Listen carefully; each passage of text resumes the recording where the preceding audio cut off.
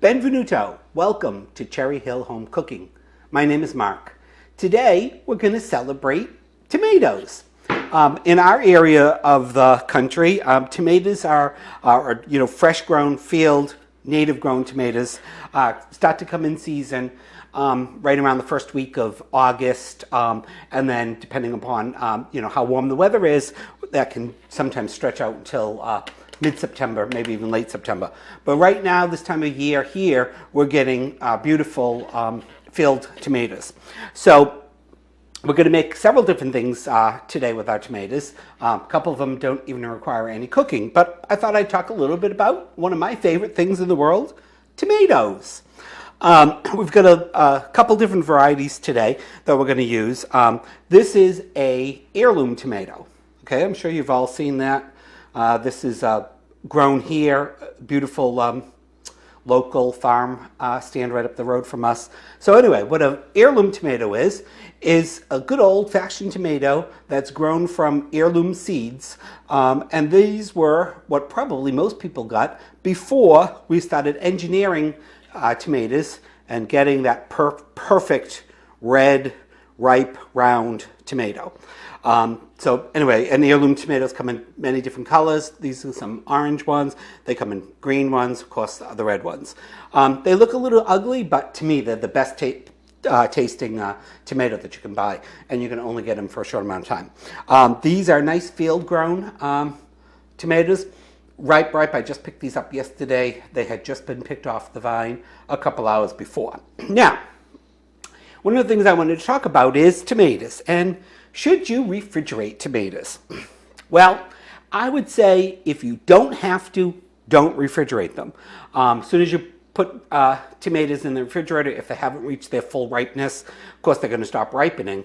So, if possible, especially if you buy fresh tomatoes, and sometimes they may not be as red as you want or quite as ripe as you want, so you're going to keep them out on your counter for a day or so.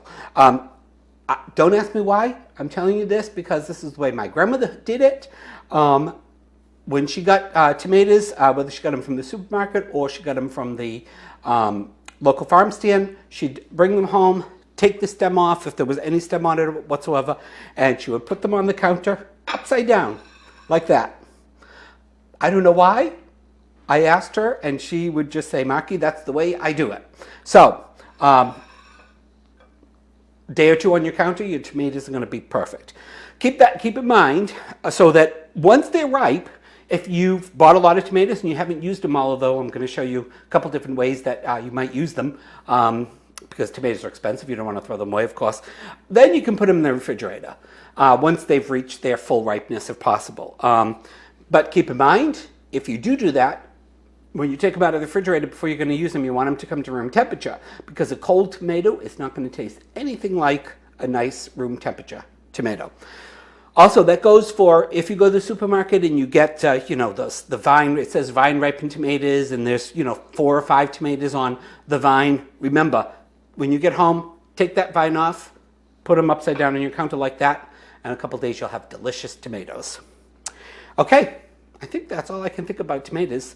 If anybody else has got any other suggestions or ways to ripen them, let me know. Or if you've got any other questions about tomatoes, I'll try to answer them. All right, let's get cooking.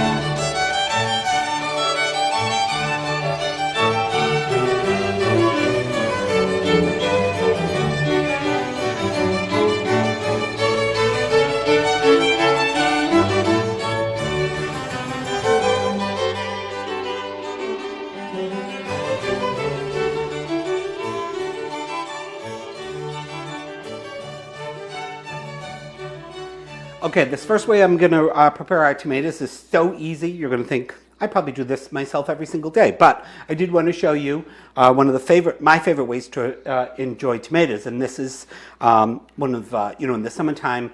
My grandmother always grew her own tomatoes in her yard, and this is one of the ways she always prepared it for me. And to this day, whenever I do this, I think of my grandmother. So we got our nice heirloom tomatoes. I've already cut up the red one. Really, all you're going to do for this is I just take the tomato, cut it in half, cut off the little stem. You don't need to worry about the little one on the bottom unless it's really big or it's got a blemish on it. And again, with tomatoes, sometimes you might find a little bit of a blemish on it or something. Cut it off if you don't want it. If there's a little bit of it's been overripe on one side, cut that away. But in any event, this is so easy. So we got our red tomatoes. Then we're just going to slice our tomatoes any way you want them. And the yellow tomato is going to taste just like the red tomato, I think. So we don't have to drain these or anything with this particular way to do it. To get the liquid off because we want them to be nice and juicy. All right, and then all she did was we'll take our red tomatoes, put them on our plate, or all of our tomatoes, kind of in one layer if you can. I'm going to make 2 plates of this, so I'll make one for you, and then I'll cut up the rest. And I think we'll cut one more for this plate.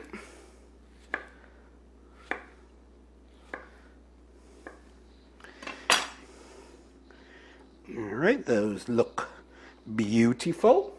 And then the next thing is the easiest thing in the world. My grandmother would take a little bit of red wine vinegar. This is red wine vinegar. You can use any kind of vinegar you like. Champagne vinegar, apple cider vinegar, whatever you like. And she would just sprinkle a little over the tomatoes. I'd probably say if you needed a measurement, that's probably a teaspoon. Then she'd take a little, so you want some nice olive oil. Again, so this is definitely a time you want to use extra virgin olive oil because not only do you want the flavor, but you want the good quality of olive oil opposed to just a regular one press olive oil where you might cook with. And then she just sprinkle over a little olive oil. Again, half a teaspoon maybe. Then she'd take a little bit of just plain old white sugar and sprinkle it on the tomatoes, maybe a good couple pinches. That'll help bring out the sweetness of the tomatoes. Some nice fresh ground pepper. Of course, salt and pepper is always to taste. If you like a lot of pepper, put a lot of pepper on. Nice couple good healthy pinches of salt. And then she would get a piece of plastic wrap.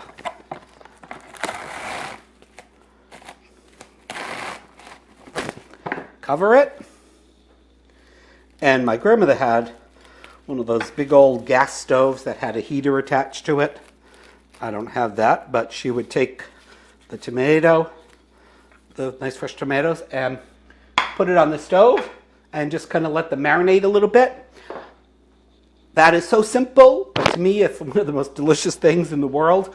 That with a piece of, a plate of tomatoes like that, with a piece of nice crusty French or Italian bread with a little bit of butter, delicious lunch. Or a side to any meal that you prepared. All right, I'm not quite sure what to call that. We're just going to call that tomato salad. On to our next.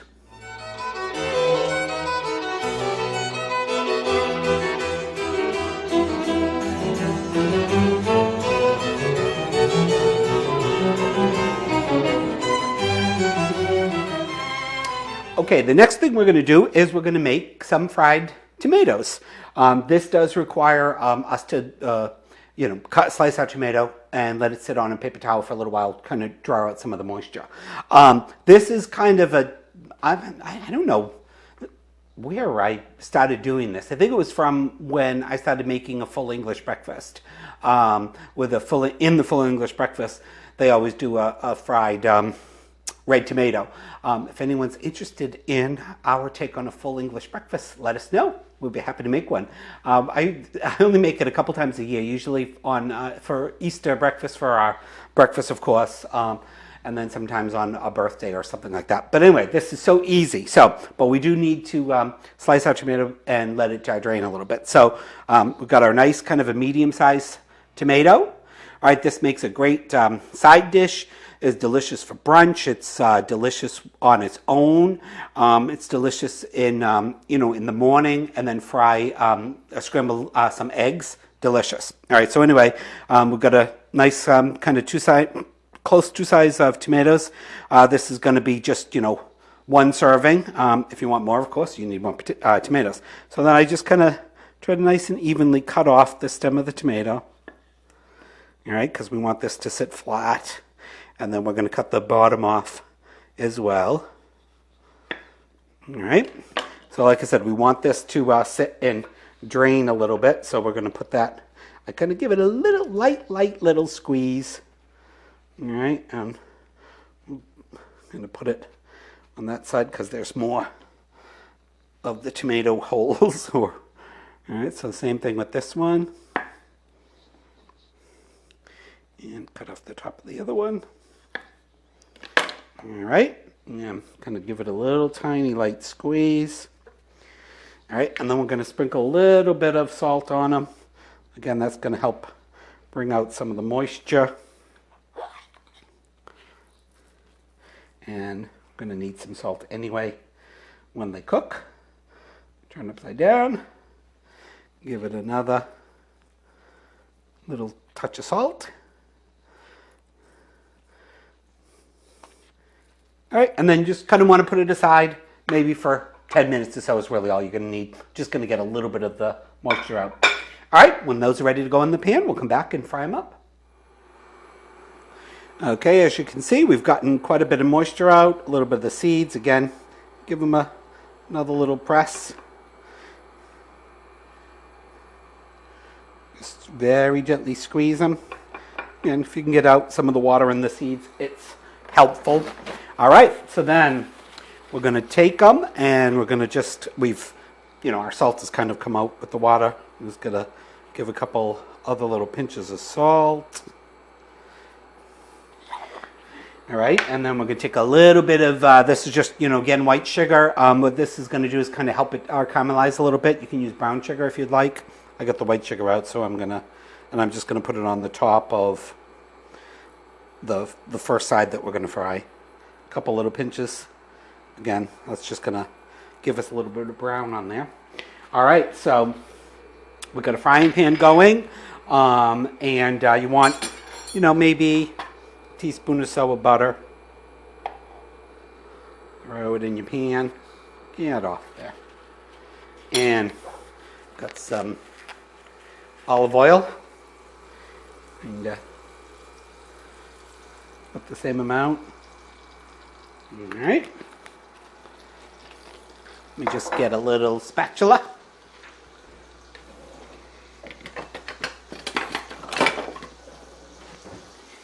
And now I'm not going to put any pepper on these yet because we don't want the pepper to burn as we cook it. All right, and then couldn't be easier. We're going to take our side that we just put a little bit of sugar on, and we're going to put it in the frying pan.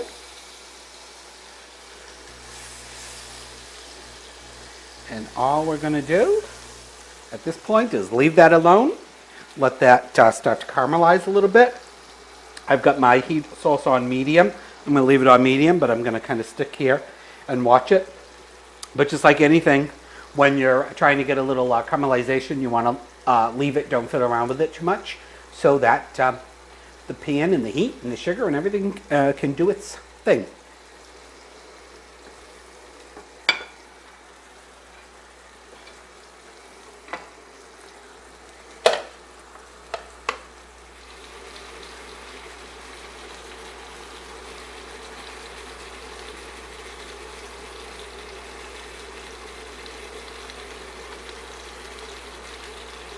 Okay guys, our tomatoes have been cooking, getting nice and caramelized for about 3-4 minutes.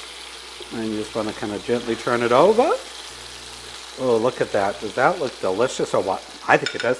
All right, we're going to let that go for another 3 or 4 minutes, and they'll be done. Be back in a bit. Okay, those should be done. You still want them to have a little bit of texture, but they've bubbled up nice, and you know, any of the moisture that was in the middle of the tomatoes helped cook it. So I'm going to try to remove it and keep it whole. All right.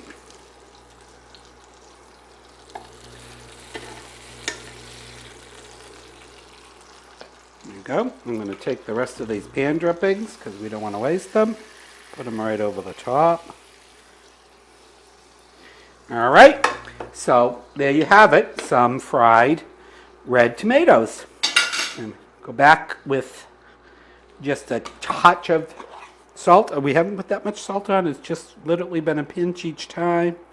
This is sea salt. No, I'm sorry. This is kosher salt. All right. Give it a couple shakes of black pepper. And there you have it. That is, as I said, you have that with some scrambled eggs or as a side dish. Delicious.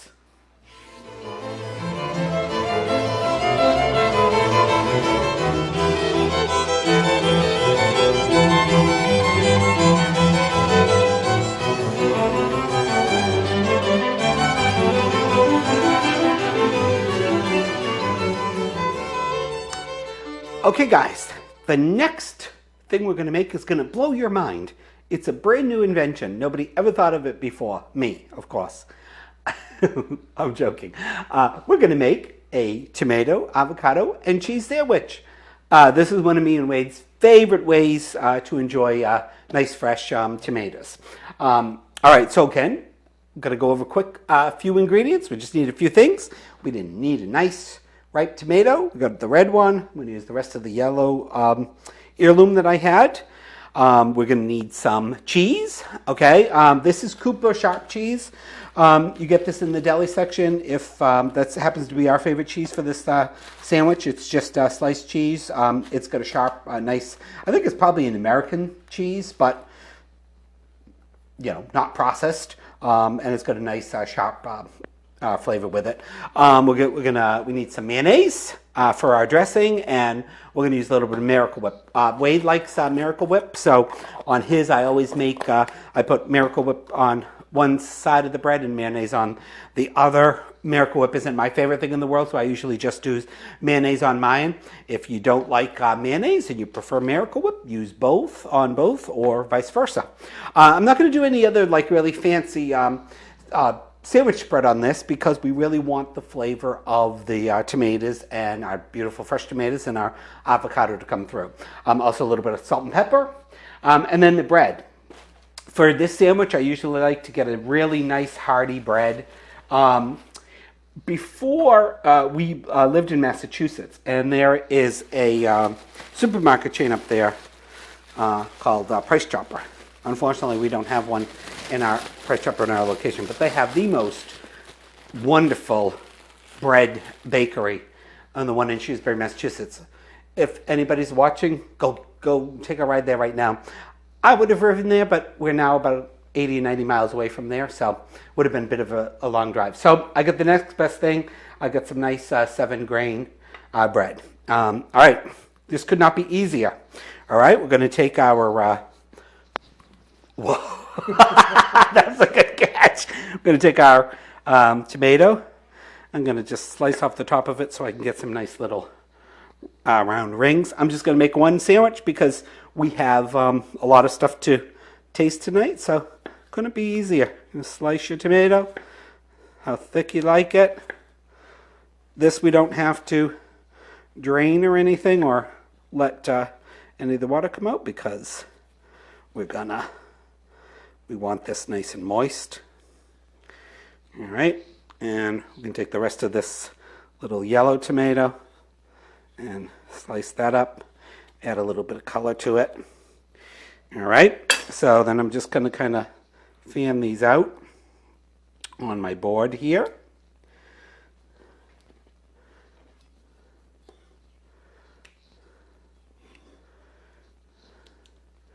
And some of the water's coming out anyway, so which is a good thing. All right, so I'm going to take a little bit of salt.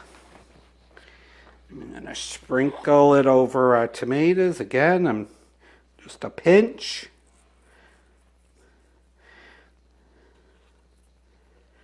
Let it rain salt.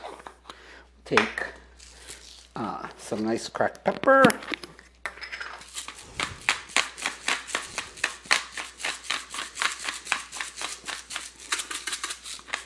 All right, and we got our avocado. Everybody's got their own way of cutting an avocado. This is a nice ripe avocado. Hopefully I got that all the way through. There we go. Take your knife, twist your pit out, and of course, look at my avocado's a little brown inside. That's what happens when they get too ripe, but we'll scrape that little brown out.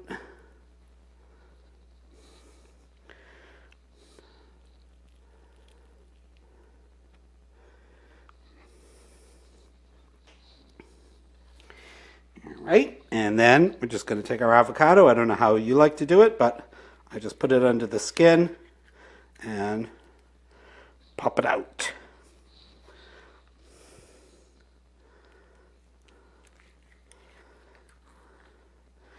All right, we still got a little brown spot in there, so I'm going to cut that out.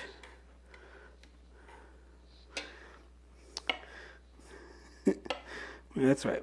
We're just making one sandwich, so we'll still have plenty of avocado. I usually use half per sandwich. We usually make 2 of these big sandwiches. And where's my towel? Oop, it's on my knife.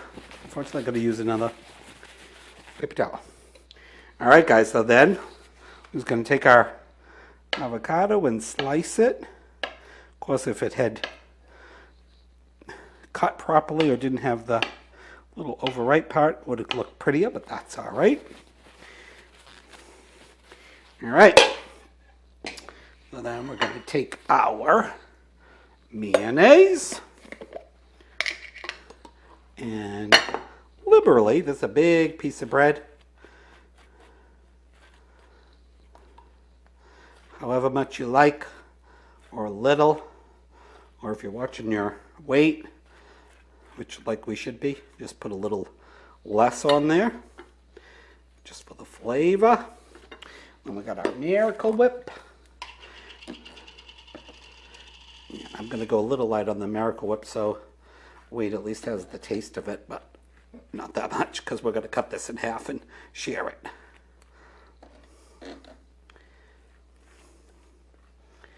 All right. Couldn't it be easier, right? Oops. There goes the mayonnaise stuff. All right, so we're going to assemble our sandwich. All right, so we got our, oh, I'm going to put my cheese on. Kind of will help the bread not get too wet. All right, I have them cut this a little thick so it's not that hard getting it apart, but we're going to have a lot of nice cheese on this sandwich.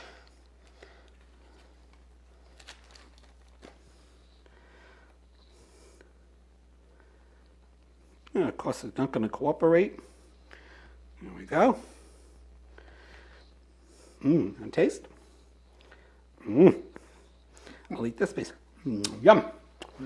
All right, so then we've got our nice tomatoes. There are a little bit of salt on them.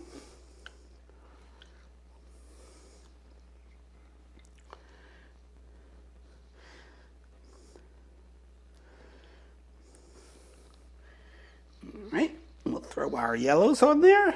Give it a little bit of color. Sometimes if I can't get fresh avocados, I'll use, avocado. Hold on, I'm going to show you what I use.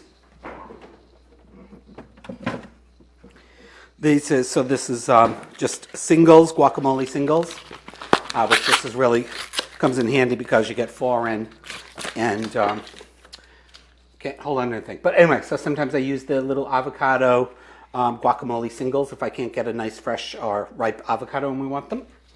All right, today I was able to get my avocados, so then we'll put our avocados on there.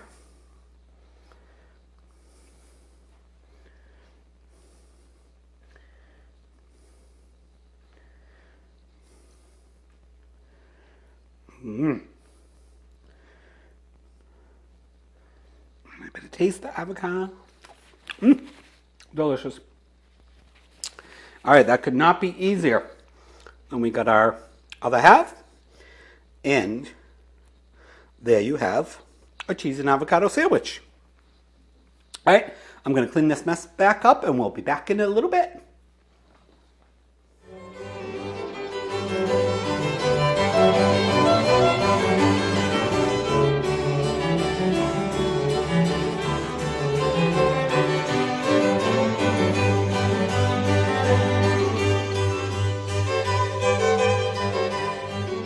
Okay, the next dish we're going to make using tomatoes is a tomato pie.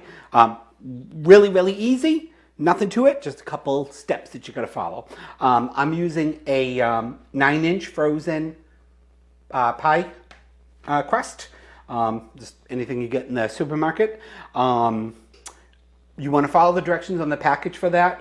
On this particular pie, it says on a non-custard type pie, or something that you're going to put in the oven. You're not going to fill it, and then it's just going to firm without being baked. But the directions on the package on this is it just says follow the instructions on your recipe. So, first thing we need to do with this recipe is we need to get our tomatoes sliced, because we do want to let our tomatoes drain a bit for this recipe, so that we get some of the moisture out. So we're going to go ahead and slice these up. And you're probably going to need, 4 or 5 tomatoes, depending upon how big your tomatoes are. But I'm going to just show you with one. So we're going to just kind of slice them and try to slice them in even slices without cutting your fingers off. All right, so then you want to take your tomatoes and put them on an even layer on some paper towels. All right.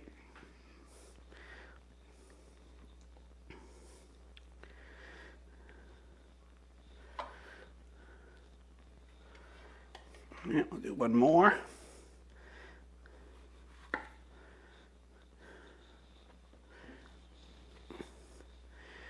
Again, just kind of even slices if you can. You don't have to be perfect, but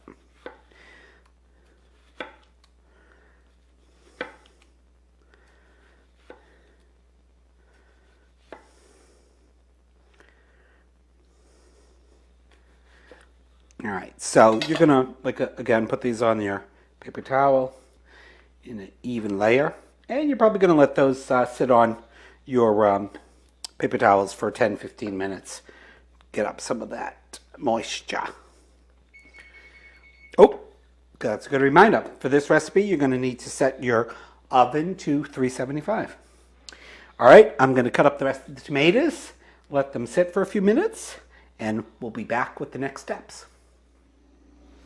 Okay, guys, I just wanted to get my tomatoes sliced and drying out a little bit. So as you can see, I've just placed them on the plate, and then kind of placed a sheet of paper towel in between the layers. Okay, there's probably about 2 there. Like I said, I'm going to need between 4 and 5 tomatoes, depending on how big your tomatoes are. And I just want to quickly go over the rest of the recipe. Okay, we talked about our pie plate. All right, and then all you really need for this is we need 2 cups of shredded cheese, whatever your favorite cheese is. This happens to be a Cabot Vermont chopped cheddar. All right, and you're going to put your half a cup of mayonnaise in there. This is like the topping, and mix it together.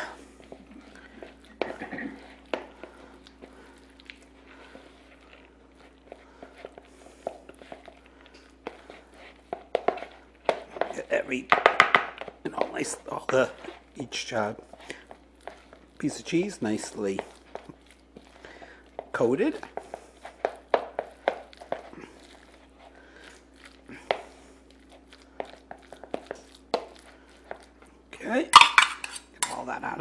All right, so then we're going to need 6 slices of, or half a pound, it's about 6 slices of nicely browned bacon, and I've just kind of loosely pulled that into big, or shredded it into big chunks.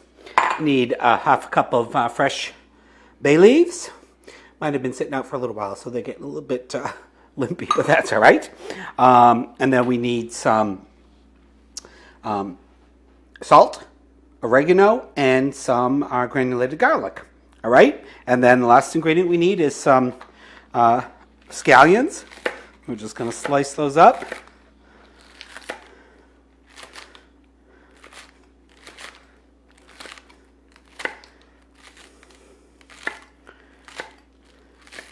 You can use the whole thing, the stalk and the whites if you want,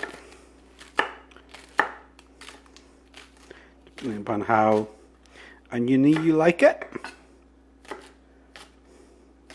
And we've got a little bit of pepper there as well. We'll sprinkle on the last layer. Okay, I think that's good. We've got our scallions. All right, and this is really easy to put together. Our tomatoes should be as dry as we're going to get them. And like I said, we've got our oven set at 375. It's preheated at 375. It's all ready for this to go in. Make a little room for myself here. All right, so then we're going to take our tomatoes and our nice, as dry as possible tomatoes, and we'll start layering them. And you just kind of want a nice even layer. If I've cut any thicker, I usually put the thicker ones on the bottom.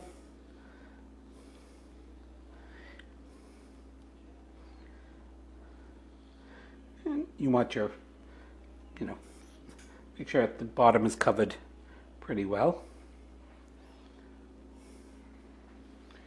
And maybe right there.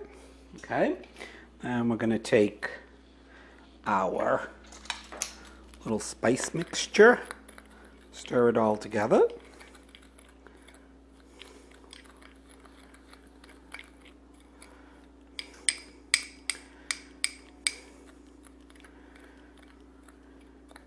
Ooh, that smells delicious for some reason. Okay, and then we're just gonna sprinkle it all around your first layer.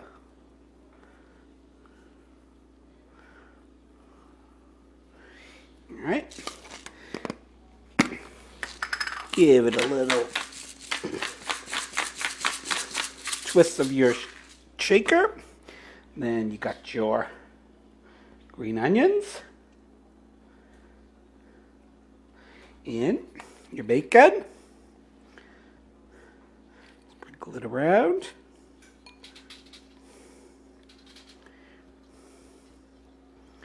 So, all right, and then we'll do another layer. Put those two together, that's fine.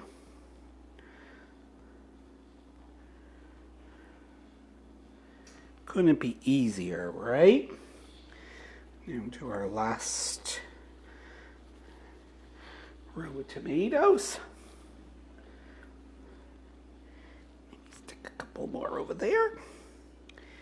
Might be able to get one more layer. Oh, oops, I put my hand and got it wet. Where's my paper towels? And take our spices.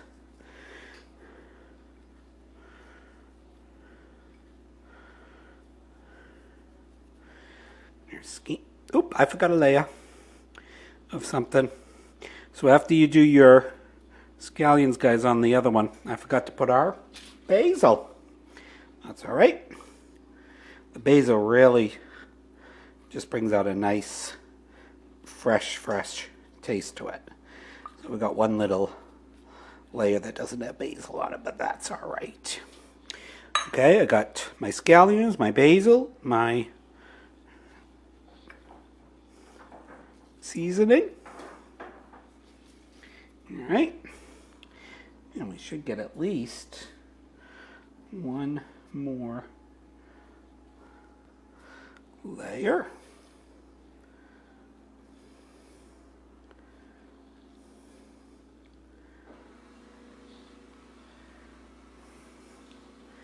All right, so then we got our seasoning.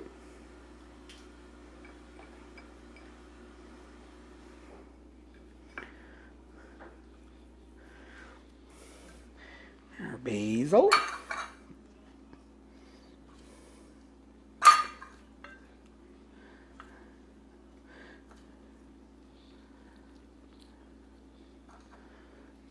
And our bacon.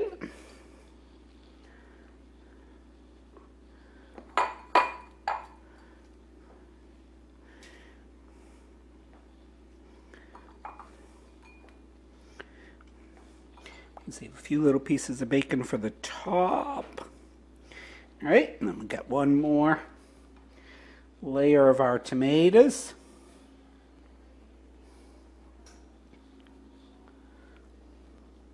Oop, what did I forget? I forgot the scallions.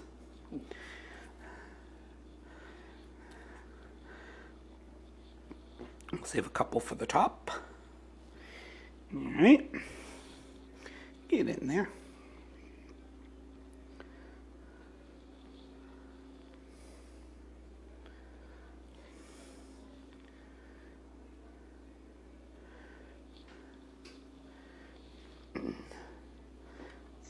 Last few pieces.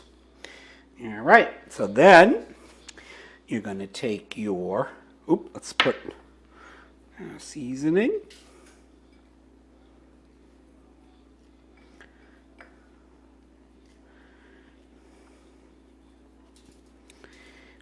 All right, and then we got our cheese mixture.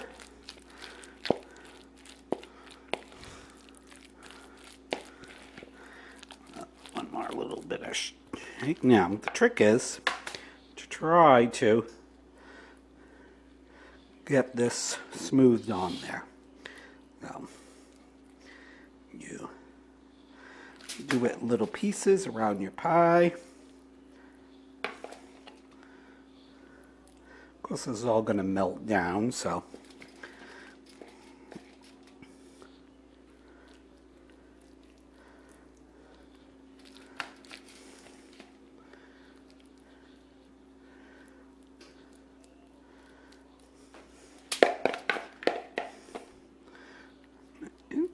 You don't have to be, it's going to melt, it's going to get all nice and beautiful, golden brown and delicious. We don't need any more of our seasoning on there. Haven't quite used it all, but that's okay. Get in there. Smooth it out a bit. All right, then we'll throw our last pieces of bacon on top.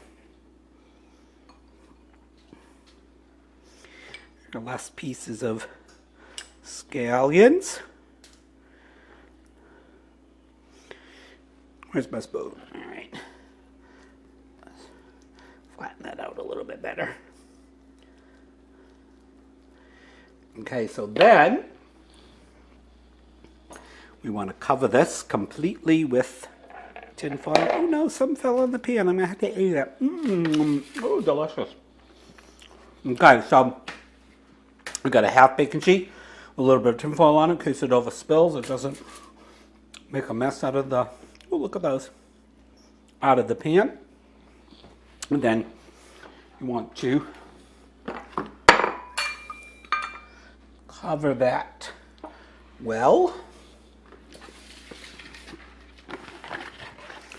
All right, so we're gonna cover this with the tin foil.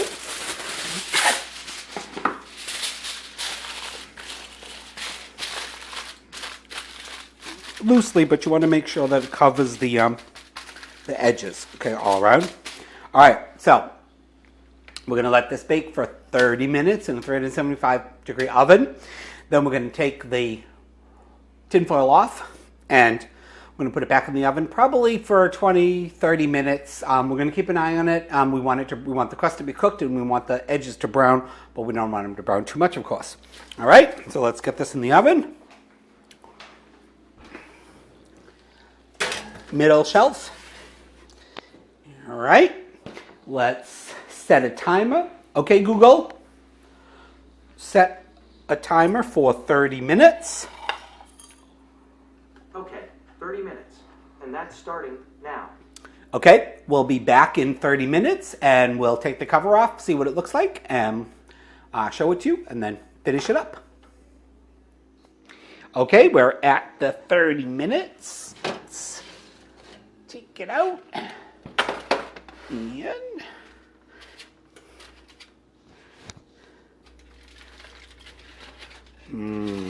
awesome. All right, you can see our crust hasn't really started to brown. Now we're going to put it back in the oven for 30 minutes, and it should get golden brown and delicious. Okay, Google, set a timer for 30 minutes. Sure, 30 minutes, starting now. See you guys in 30 minutes.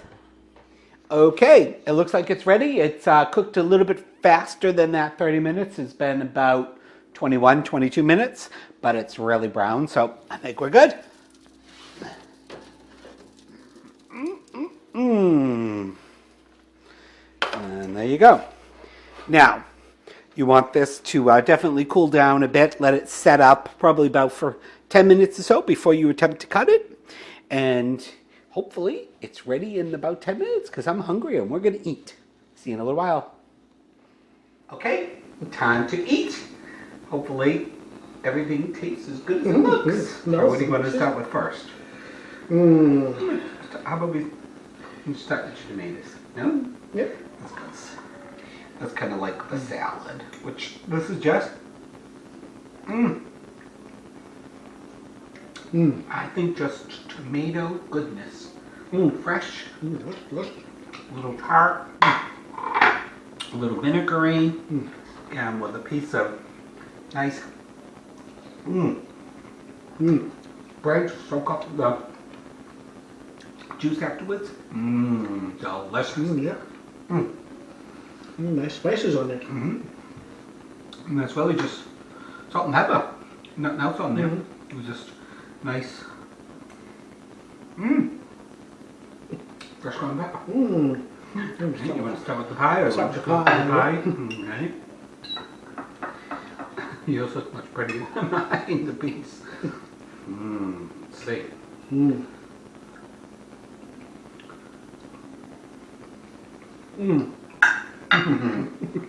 They're good. Delicious.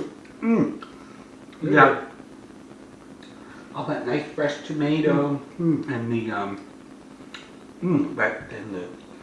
the cheese, the nice brown cheese on top. Delicious.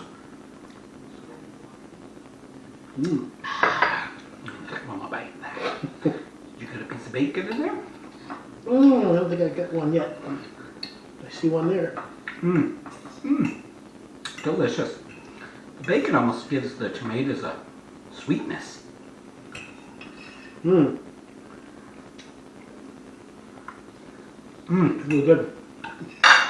That's delicious for just you can have it for dinner, maybe with another little bit more salad or something, or a nice piece of bread. You can make this. It makes a great brunch item. And the best thing is you can eat this hot from the oven. You can eat it cold, right from the refrigerator. I think it's delicious. All right, you pick what to go to next. I'm gonna go with the fried tomato. What do you think?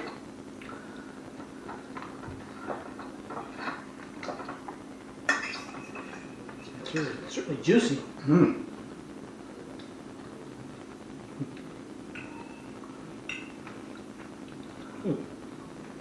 It is good. It does. Okay, so we usually do this with full English breakfast. Sometimes, usually we'll eat it right when it's very warm. Practically melts in your mouth. That nice caramelized, the crust on the top is delicious with that little caramelized butter. I should have given us a knife to get through the skin. Then that makes a great, it's a little, it's room temperature, so it's a little bit more soft than if we had eaten it right when we took it out of the pan. Yeah. It's still delicious. It's still good, yeah.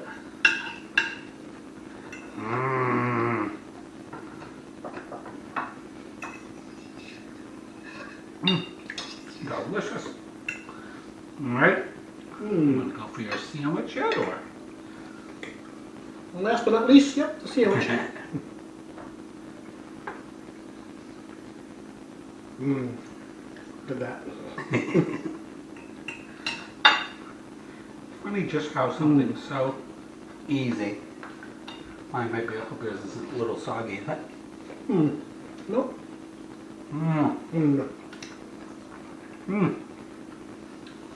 One of my favorite sandwiches. Yep. Mine too. Thank you. I'm glad you enjoyed it. All the avocado, the tomatoes, and the cheese all work together. Something so simple and basic as a sandwich can just taste so fresh and delicious with nice fresh tomatoes. Well, I think we will enjoy eating the rest of this. Thank you so much. I hope you've enjoyed our tomato day. And I hope that you'll try a couple of them. Hope you enjoyed watching it as much as we enjoyed making it for you. Of course, we get to eat it, but... Yeah, but then you can eat it too if you make it yourself. Correct. Yeah. Anything else? Yep, check us out on cherryhillhomecooking.com. Please like, subscribe. Please like. Thank you. See you on the next video. Ciao. Bye.